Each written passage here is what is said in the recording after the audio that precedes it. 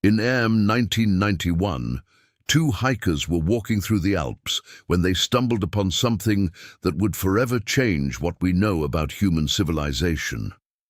What they found frozen in the ice was not just a corpse, it was a window opened into 5,300 years ago. And the most disturbing part, he was still carrying his tools, his clothing, and the secrets of a violent death that nobody can explain to this day. If you think the history you learned in school is complete, get ready. Because what I am about to show you is going to turn everything upside down. Subscribe to the channel right now and hit the bell because every single day we bring you discoveries that the mainstream media never tells you about. Otzi, the Iceman as he came to be known, is considered the best naturally preserved prehistoric human mummy ever found in Europe. But it is not the preservation that kept scientists up at night. It is what was inside him. His stomach contained the remains of a meal eaten just 30 minutes before he died. He had eaten wild goat meat, red deer, and grain cereals. A complete last meal, almost ritualistic in nature. And in his intestines, researchers found pollen from more than 30 different plants, which means he had traveled through completely different valleys and altitudes before climbing that mountain. But why was he up there in the first place? The answer came decades later, when technology finally caught up with the question. A flint arrowhead was lodged in his left shoulder, piercing a major artery. Otzi did not die from the cold. He was murdered. And looking at the injuries on his hands, he had also fought back fiercely before dying. There was blood from at least 4 different people on his clothing and tools. Otzi was either fleeing or had just walked away from a brutal battle when someone caught him from behind with an arrow. To this day, nobody knows who killed him or why. And this is only the beginning of what the Earth has decided to hide from us for thousands of years. Let us go to 1974, in an arid region of China called Lintong in Shanxi province. A group of farmers was drilling into the ground looking for water when one of their pickaxes broke through something hard. They did not find water. They found a terracotta head staring back at them from inside the earth. What followed is one of the greatest archaeological discoveries of all time.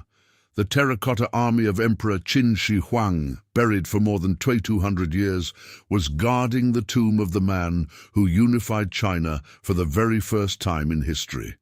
But here is what they rarely tell you. The statues were not generic. Each one of the more than 8,000 soldiers has a different face. Every expression is unique. Every detail of armor, hairstyle, and posture was individually sculpted. This means that craftsmen spent years, perhaps decades, creating individual faces for an army that was never meant to be seen by human eyes. The question that haunts archaeologists is this: did they use the faces of real soldiers as models? And if they did, what happened to those men afterward?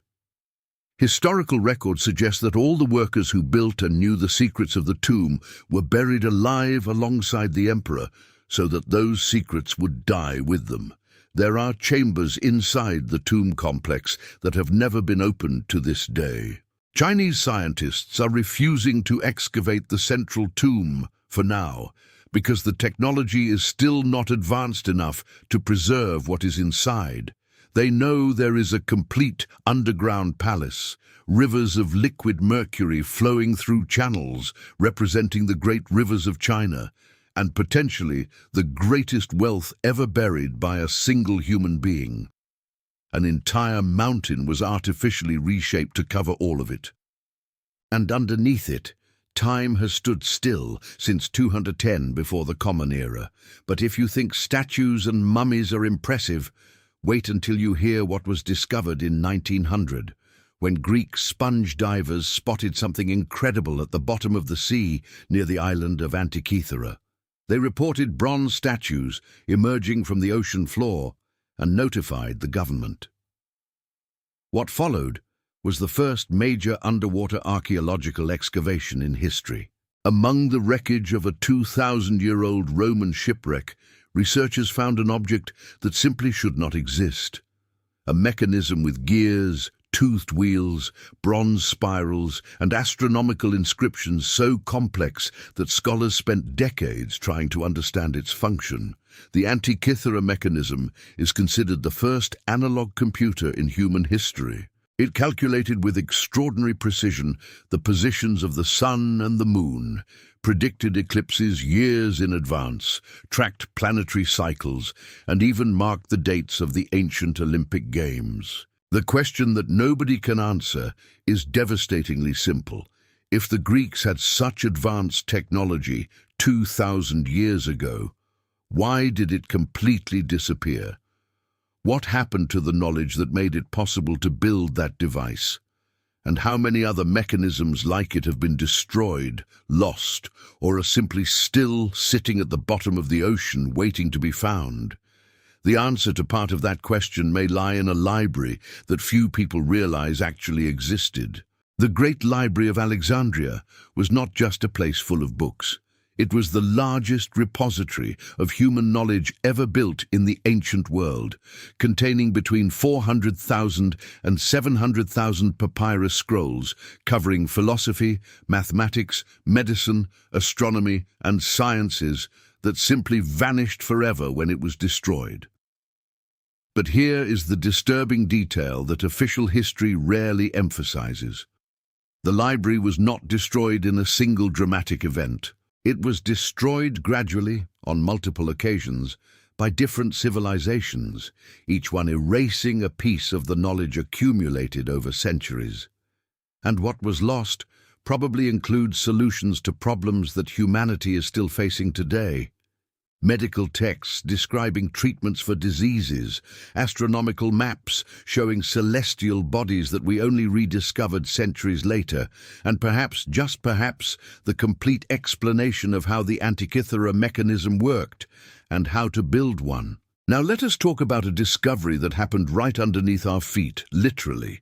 In 2008, workers building an underground parking garage in Jerusalem hit something unexpected. Beneath layers of earth and time, there was a 9,000-year-old stone knife, followed by ceramics, coins, jewelry, and architectural structures from at least 6 different civilizations stacked on top of one another like pages in a book.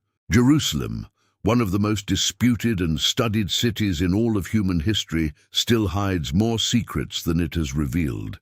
Every single time someone decides to build something new in that city, they end up finding something ancient. The city is literally built on top of itself in layers of conquest, destruction, and reconstruction.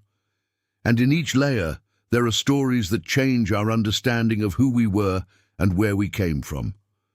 All of these discoveries share something in common that goes far beyond age or material value. They remind us that humanity is much older, much smarter, and much more complex than any school textbook ever told us. There is a murdered man in the Alps who still holds the name of his killer. There is an army of 8,000 unique faces waiting beneath a mountain in China. There is a 2,000-year-old computer that proves we have forgotten more than we have learned.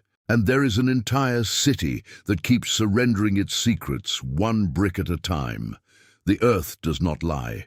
It simply waits for us to finally ask the right questions. Subscribe to the channel and turn on all notifications, because in the next video, we are going to reveal the secrets of lost civilizations that existed before Egypt, people with advanced technology who vanished without a trace, and who may hold the key to understanding everything we have discovered so far. You do not want to miss that.